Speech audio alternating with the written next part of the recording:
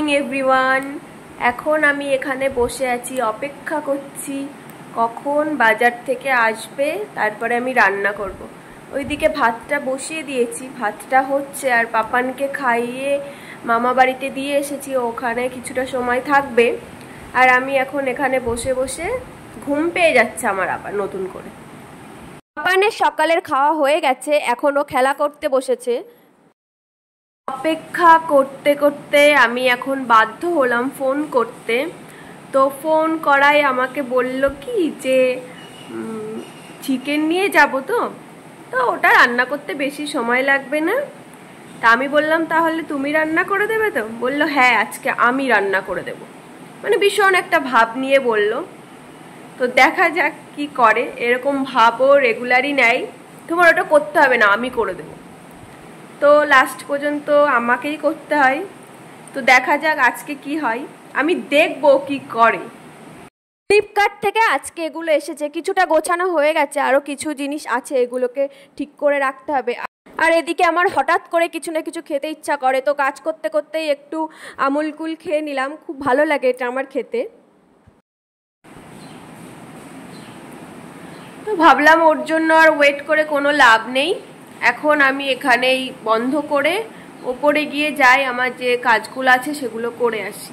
এই মুহূর্তে ওপরে যাব ঠিক করলাম, ঠিক তখনই ও বাজার থেকে বাজার করে নিয়ে আসলো। তো দেখি কি কি নিয়ে আসলো এখন। তো চিকেন নিয়ে এসেছে, তার জন্য আমি চিকেনে একটু টক দই আর মিট মশলা মাখিয়ে রেখে গেলাম, এসে তারপরে রান্না করব স্নান হয়ে গেলে। আর ওপরে উঠে আমি ঘরটা গুছিয়ে তারপরে স্নান করে তারপরে যেটা কাজ আর কি, চুলগুলো ভালো করে আঁচড়িয়ে তারপরে একটু সিঁদুরটা পরে তারপরে আমার তো আবার নিচে যেতে হবে, যেহেতু আমাকে রান্না করতে হবে। রান্না সমস্ত কিছু গুছিয়ে রেখে এসেছি, এখন গিয়েই আমি রান্নাটা করব। বাজার থেকে এসে তো আমার অনেক রান্না করে দিয়েছে, তো এখন আমাকে আবার রান্না করতে হবে। তো তার জন্য যাই, আবার নিচে যাই, গিয়ে রান্নাটা শুরু করি। তো এখানে রান্না বসিয়ে দিয়েছি, আর আমি যখন ওকে বললাম তুমি বলেছিলে রান্না করে দেবে, তো তখন আমার মুখের দিকে তাকিয়ে হাসছে শুধু। গেলে ঘুম থেকে উঠেই দেখছি মাথার কাছে এই পার্সেলটা আছে, জানি না ওটাতে কি আছে, ও অর্ডার করেছিল, দেখবো পরে। বেবি কিউট বেবি, উঠবে না তুমি? উঠবে না? আর একটু ঘুমাবে? তো এখন সন্ধ্যা হয়ে গেছে, অনেক দিন একটা জায়গায় যাইনি, আর সেটা হলো আমার মাসির বাড়ি। তো এখন ভাবছি যে একটু মানে অল্প কিছু সময়ের জন্য একটু মাসির বাড়িতে যাব, কিন্তু তোমাদেরকে একটা জিনিস দেখাই, দাঁড়াও। কি করছে ও? কি করছো বাবা? কি করছো? কিপগুলো নিয়ে তুমি কি করছো?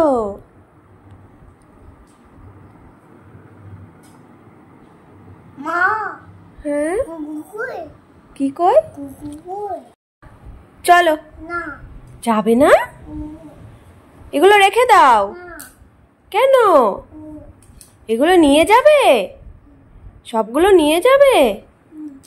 কেন? না না না, তুমি চলো প্লিজ বাবান।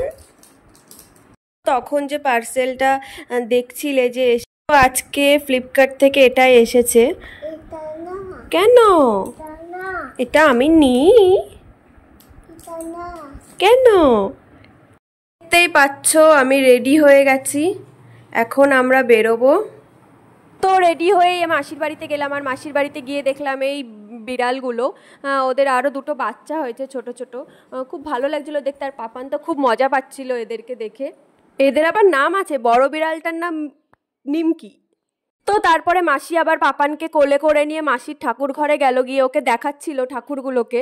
ও আবার দাঁড়িয়ে দাঁড়িয়ে দেখছে যে এগুলো কি জিনিস। পরে আমরা খুব একটা বেশি সময় ওখানে থাকিনি, কিছুটা সময় থেকে তারপর আবার বাড়িতে চলে এসেছিলাম, পাপানের খাওয়ার টাইম হয়ে গেছিলো তাই। তো বাড়িতে আসার সময় বাজার থেকে এইগুলো কিনে নিয়ে এসেছিলাম, এগুলো দারুণ টেস্ট, আমি অনেকবার খেয়েছি, কিন্তু গোলগুলো আজকে ফার্স্ট টাইম খেলাম। গোলগুলো আমার কাছে খুব একটা ভালো লাগেনি, কিন্তু যেগুলো আর কি লম্বা মতন ওগুলো দারুণ খেতে। তো গোলগুলো আমি খাচ্ছিলাম আর ভাবছিলাম যে খুব একটা ভালো না, কিন্তু এটার দামই বেশি নিল। কিন্তু যাই হোক, মোটামুটি এটা খেয়েই তো রাতে আমার পেট ভরে গেছে, আর কিচ্ছু খেতে হয়নি। আর ও এইদিকে রাতের খাবারটা খাচ্ছিল, আর আমার তো প্রচণ্ড ঘুম পেয়ে গেছে, মনে হচ্ছে কখন গিয়ে ঘুমাবো, আর যেহেতু কালকে খুব একটা ঘুমও হয়নি ভালো।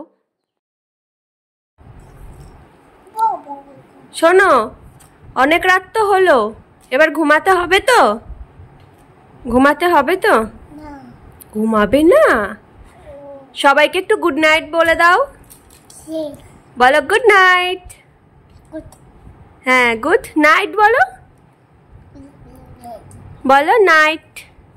Good night. সারাদিন এইভাবেই হাসি খুশির মধ্যে আমাদের দিন যায়। আর কত সময় জেগে থাকবো? রাত 12টা তো বাজতে গেল। এবার সবাই ঘুমিয়ে পড়ো। Good night.